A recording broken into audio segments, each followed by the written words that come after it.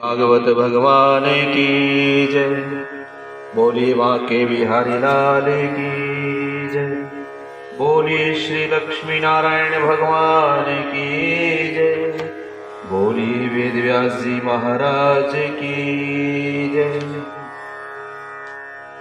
पूर्व में हमने कथा सुनी, प्रेम के वशीभूत होकर के श्री कृष्ण भगवान का विदुर जी के घर आना और उनके घर में विदुर जी और विदुर जी की पत्नी की मनो इच्छा पूर्ण करना। भगवान श्री कृष्ण धृतराष्ट्र के यहाँ, दुर्योधन के यहाँ 56 भोग को त्याग करके और विदुर जी के घर में जाकर के 60 का भोग लगाया। अर्थात इस कथा से हमें प्रेरणा मिलती है कि भगवान भाव के भूखे हैं। भगवान को तुम्हारा 56 प्रकार का भोग नहीं, भगवान को तुम्हारा भाव चाहिए। भाव में भले ही आप पत्ता हो तुलसी दल का, भले ही जल हो, भले ही पुष्प हो, परमात्मा उस पर भी रीझ जाते हैं जब हमारा भाव शुद्ध हो। अब आगे की कथा दुर्योधन के द्वारा विदुर जी के अपमान करने की कथा आएगी। आइए हम सभी श्रीमद् भागवत कथा रहस्य की इस कथा का रसपान करें। वेद व्यास जी महाराज ने लिखा है और सूत जी महाराज 88,000 शौनकादि ऋषियों को ये कथा सुना रहे हैं। और यही कथा सुखदेव जी महाराज राजा परीक्षित को सुना रहे हैं कि सूत जी महाराज कहते हैं कि सेवकों ने दुर्योधन को समाचार सुनाया कि विदुर चाचा जो आपके विरुद्ध बोल रहे थे, दुर्योधन आग बबूला हो गया और तुरंत ही उसने विदुर जी को सभा में बुला करके उनका अपमान किया। यक्ष ने युधिष्ठिर से एक बार पूछा था कि महेश के लिए नरक में किसे जाना पड़ता है, हमेशा हमेशा के लिए कौन नरक में रहता है। युधिष्ठिर ने कहा, आमंत्रित करके इच्छा पूर्वक दुर्बुद्धि से किसी का अपमान करने वाले को हमेशा हमेशा के लिए नरक में रहना पड़ता है। अर्थात जो व्यक्ति किसी को अपनी इच्छा के अनुसार अपने घर में बुला करके किसी का अपमान करे, उसे हमेशा हमेशा के लिए नरक में रहना पड़ता है। इसीलिए किसी को भी अपने घर में बुला करके उसका अपमान ना करें या घर में आए हुए व्यक्ति का अपमान ना करें। दुर्योधन विदुर चाचा से कहता है कि तुम दासी पुत्र हो, मेरा अन्न खा करके मेरी ही निंदा करते हो, मेरे ही विरुद्ध काम करते हो। विदुर जी तो धीर और गंभीर थे कि निंदा को सहन कर लेते थे। सभा में निंदा से विचलित न होकर के उसे सह भी लेते थे।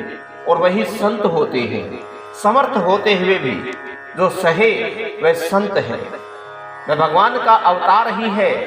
वैसे ही विदुर जी इतनी तो शक्ति थी कि वे एक दृष्टि पात्र से दुर्योधन को जला करके भस्मीभूत कर सकते थे, किंतु विदुर जी ने अपनी इस शक्ति का उपयोग दुरुपयोग में नहीं किया। शक्ति का दुरुपयोग करने वाला राक्षस होता है। शक्ति, संपत्ति और समय का विवेक पूर्वक सदुपयोग करे वह देव बन जाता है। कष्ट सहते रहोगे तो संत बनोगे। कुछ सांसें ऐसी भी होती हैं जो अपनी बहुओं पर जुल्म ढाती हैं। उनका कहना है कि बहू से हम बड़ी हैं, अतः उन पर हुक्म चला करके वो अपना हक जताती है। हमेशा ऐसा विचार करो कि बहू और सास दोनों एक समान हैं। सास बहू से बड़ी नहीं है। किसी भी जीव को छोटा या हल्का मत समझो। जीव ईश्वर का ही स्वरूप है। कहीं कहीं पर ऐसा देखने को मिलता है। विदुर जी की भांति 12 वर्ष तप करोगे तो सहन शक्ति आएगी। सात्विक आहार करने वाला ही सहन शक्ति प्राप्त कर सकता है। विदुर जी ने 12 वर्ष भाजी का भोजन किया। तुम कम से कम 12 महीने मात्र भाजी का भोजन करोगे तो सहनशील बन पाओगे। तेल मिर्ची अधिक खाने वाले का स्वभाव भी मिर्च जैसा ही हो जाता है। अत्यधिक सहन करोगे तो सुखी होगे। सहन शक्ति तब आती है जब आहार विहार बहुत सात्विक हो जाए। इस जीवन का स्वभाव भी ऐसा ही है कि उसे जो कुछ मिला है उतने में वह संतुष्ट नहीं होता। बुद्धि यदि ईश्वर में स्थिर रखोगे तो तुम सब कुछ सहन कर पाओगे और संतुष्ट भी हो जाओगे। विदुर जी ने केवल भाजी में ही संतोष माना और ईश्वर की आराधना करते रहे। अपमान से विदुर जी को न तो दुख हुआ और न ही किसी प्रकार की गलानी हुई। विदुर जी ने राज्यसभा में उनका अपमान किया, फिर भी विदुर जी क्रोधित नहीं हुए। विदुर जी ने सिर्फ भाजी ही तो खाई थी। दुख और क्रोध को पी जाने की शक्ति सात्विक आहार से प्राप्त होती है। सुखी होना है तो कम खाओ, गम खाओ। मनुष्य सब कुछ खा जाता है किंतु अपना गम कभी नहीं खा सकता, क्रोध नहीं बचा सकता। तुम्हारी कोई निंदा करे तो उसे शांति से सह लो।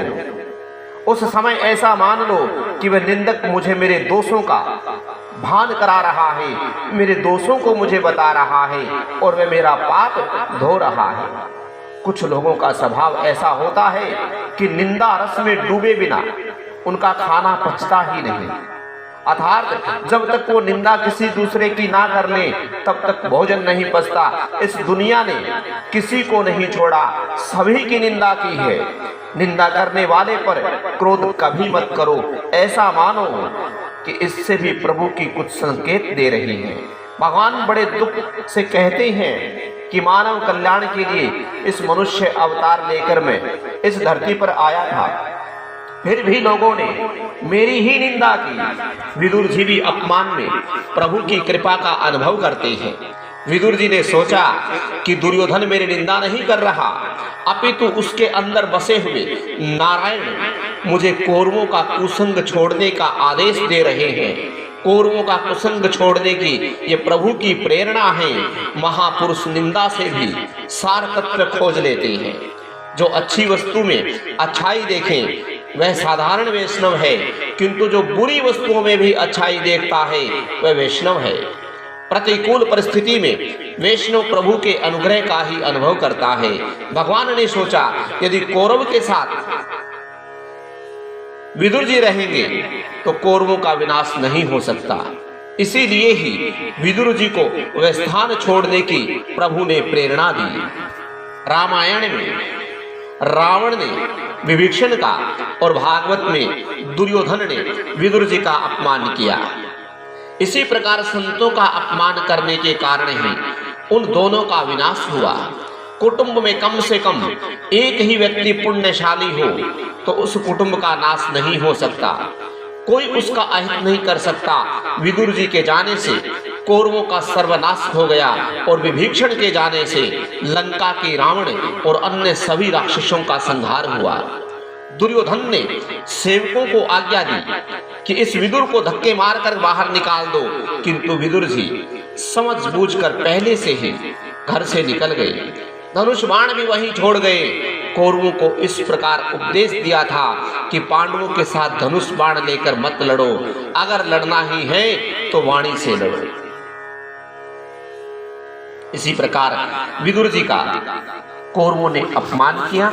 ये कौरवों के अपमान करने की कथा और विदुर जी का कौरवों को त्यागने की कथा, इससे हमें बहुत सी प्रेरणाएं मिलती है कि जब तक हमारे घर में कोई भगवान को भक्त, भगवान को चाहने वाला किसी के घर में रहता है तो उस व्यक्ति का, उस वंश का कभी बुरा नहीं हो सकता। लेकिन साथ में यह भी दिया है कि हमारे घर में आए हुए किसी भी अतिथि का या बुला करके किसी अतिथि का अपमान नहीं करना चाहिए, अन्यथा सर्वनाश हो जाता है। इसी के साथ हम आज का ये प्रसंग यहीं पर विश्राम करते हैं। बोली माँ के बिहारी लाल की जय, बोलिए भागवत भगवान की जय, बोलिए लक्ष्मी नारायण भगवान की जय।